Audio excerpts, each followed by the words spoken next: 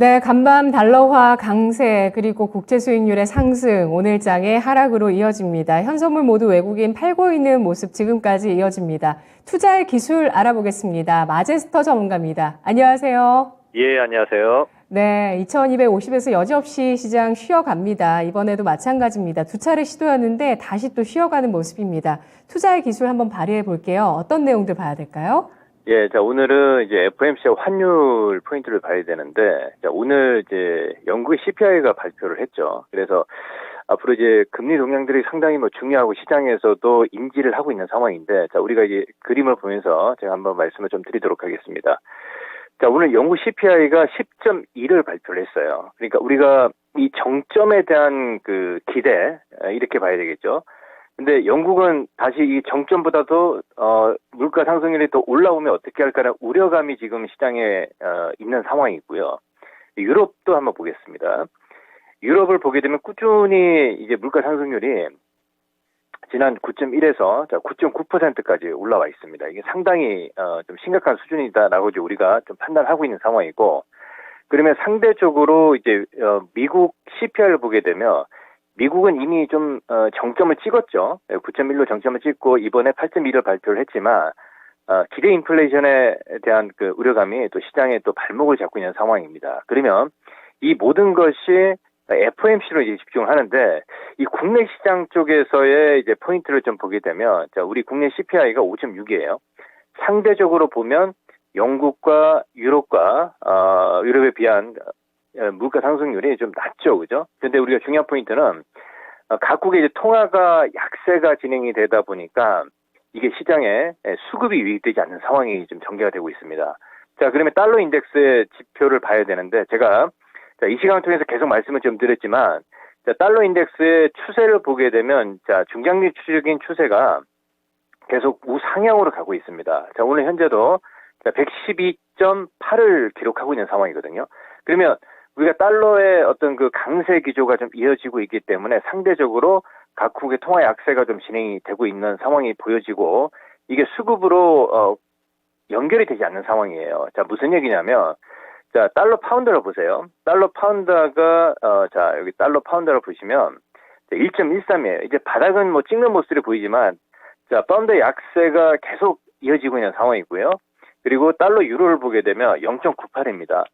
네, 상당히 지금 바닥권에서 이제 약세를 보여지고 있는 상황이죠. 그러면 아까 조금 전에 말씀을 드렸던 이제 CPI를 보게 되면 국내 시장 쪽에서도 역시 마찬가지예요. 원화가 1431원 구전으로 원화 약세가 진행이 되고 있습니다. 자, 그러면 이게 이 수급의 매도가 진행이 되고 강하게 유입될 수가 없는 이런 구조가 진행이 되거든요. 그러면 이 모든 것이 이제 우리 FOMC로 이제 주목을 하게 되는데, 우리 11월 1일부터 해서, 그죠? 예, 12일까지예요. FOMC 발표하는데 우리가 다 알고 있는 자이언트 스텝이라든지 금리가 지금 3.5%이기 때문에 이 4%로 만약에 넘어가게 되면 실질적으로 찍히는 어떤 체감 자체가 굉장히 또 우려스러운 구간에 좀 나와 있거든요. 그래서 이 미국의 이제 금리를 보게 되면 이제 2008년도 금융위기 전에 제가 말씀드렸지만 5.5%까지 이제 올라왔던 이제 우리가 경험치가 있어요. 그래서 실질적으로 이제 11월 1일까지는 약간 시장 자체가 좀 관망의 모습들이 좀 보이면서, 만약에 이제 역배열에서 낙폭과대 흐름이 좀 이어지면 단기 어떤 스마트머니들이 유입될 수 있는 이런 구조가 나온다, 이렇게 좀 보고 있습니다. 자, 그러면 우리 국내 시장의 선물 지수를 보세요. 자, 우리가 중장기적인 흐름을 보게 되면 가격 조정, 기간 조정이 저는 다 반영이 되어 있다고 보고 있는데, 자, 이 구간이죠. 자, 오늘 288인데 21선 저항을 받고 있고, 자, 9월 30일 날 280에 저점을 찍었는데, 자, 여기서 지금 살짝 좀 내려오는 모습들이 보이고 있습니다. 그러면 우리가 지수를 견인했던 업종들을 보게 되면 결국은 삼성전자와, 그렇죠? 자, 하이닉스의 어떤 보게 되면 이 상승 이후에 이제 조정이 살짝 좀 진행이 되고 있거든요. 이런 가격 조정이 진행이 되고 있는 상황이고, 그리고 성장주라고 볼 수 있는 우리가 LG에너솔루션이라든지 이런 종목들은 사실 상당히 좀 견조한 모습들이거든요.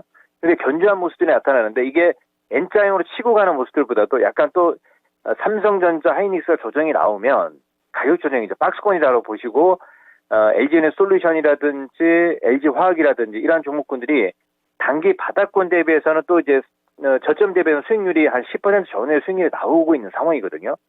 예, 그래서 지금 오늘 가격 조정이 그래도 빠지지 않는 종목들 보셔요. 자, 현대차가 지금 16만 7천원에서 저점에서 그냥 횡보를 하고 있죠. 거래 줄이고 관망을 하고 있습니다. 그리고 기아차 같은 종목도 역시 마찬가지고요. 그러니까 시장은 우리가 뭐 밸류를 따지기보다도 가격적으로 어떤 트레이딩 관점에서 가격이 많이 빠지고 그죠? 저점이 잡혀 있는 종목군들 같은 경우는 저점 매수에서 반등이 나오는 이런 구조가 되어 있는 상황이고요. 코스닥도 심리적으로 굉장히 위축되는 구간인데 잘 보세요. 에코프로비엠 같은 경우도 저점 대비해서 이제 10% 이상 상승이 나왔단 말이에요. 그러면 이게 N자형으로 다시 전저점을 돌파할 것이냐? 아까 조금 전에 우리가 지수보다도 먼저 견인했던 뭐 우리 SK 하이닉스 예를 들어서 반도체 지수처럼 지금 빠지고 있거든요. 그리고 그 이후에 이제 코스닥 쪽의 성장주라고 볼 수 있는 에코프로비엠이라든지 LNF라든지 또 이렇게 보시면 약간 좀 눌릴 수 있는 구간을 만들어 가고 있단 말이에요. 그러면 제가 판단했을 때는 성장률이 완전히 꺾인 건 아니다. 이렇게 좀 보고 있고요. 가격적으로 낙폭과대 가격 메리트가 또 있는 자리에서 외인들이 선물 매수든 현물 매수 이렇게 유입되는 상황이 좀 진행이 되고 있거든요.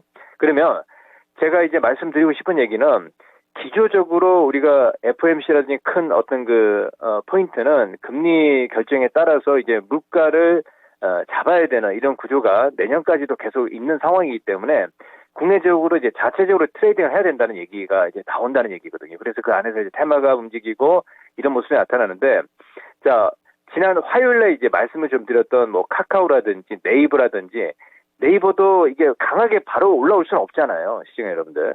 그러니까 어느 정도 지금 조금 이제 시간을 투자를 하면서 이제 나중에 이제 약간 다중바닥이라든지 기술적으로 보게 되면 그리고 카카오도 역시 마찬가지입니다. 저점은 나왔다라고 보고 있는데 이게 이제 바로 V자 반등은 나올 수 없는 시장입니다. 그래서 시간을 좀 투자하는 전략으로 말씀을 좀 드리겠고, 오늘 시장에서도 좀 종목별로 이제 올라오는 종목들이 예를 들어서 지금 하이츠 항공이라든지 낙폭화대 이런 종목들이 튀고 올라오잖아요, 그죠?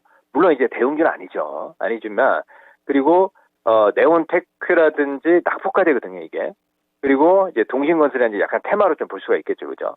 이런 종목들의 어떤 그 시장 흐름은 우리가 확연히 대형주들은 바로 뻗어갈 수가 없고 그 안에서 이 종목별로 이제 수익률 게임이 살짝 좀 진행되는 모습들입니다. 이제 결론은 어떤 얘기를 드리고 싶으냐면, 자, 선물 지수를 잠깐 좀 보게 되면요. 우리 시장이 외인들의 어떤 그 강한 매수는 할 수가 없는 상황이다. 이렇게 좀 볼 수가 있겠고요. 그 부분들은 이제 제가 조금 전에 말씀을 좀 드렸고, 그리고 이제 만약에 선물이 288인데 전저점까지 내려온다. 우리가 쉽게 얘기하는 우리가 3중 바닥의 어떤 모습들, 이런 모습이 나타나게 되면 또 다시 한번 저점 매수 유입된다라고 보고 있습니다. 그래서 요게 우리가 거래소 쪽에서는 지금 보시면 2134포인트가 9월 30일 저점을 찍었거든요. 이 변곡 자리가 이제 10월 중순이 넘어가는 시점이기 때문에 이 FOMC까지는 바닥을 조금 다지고 FOMC 결과가 발표된 이후에 어떤 그 방향성이 우상향으로 나온다 이렇게 좀 보고 있기 때문에 그 안에는 약간 박스권의 어떤 흐름에서 낙폭간의 메리트가 부각되는 종목군들 위주로 포인트를 잡고 전략을 잡는 전략이고요.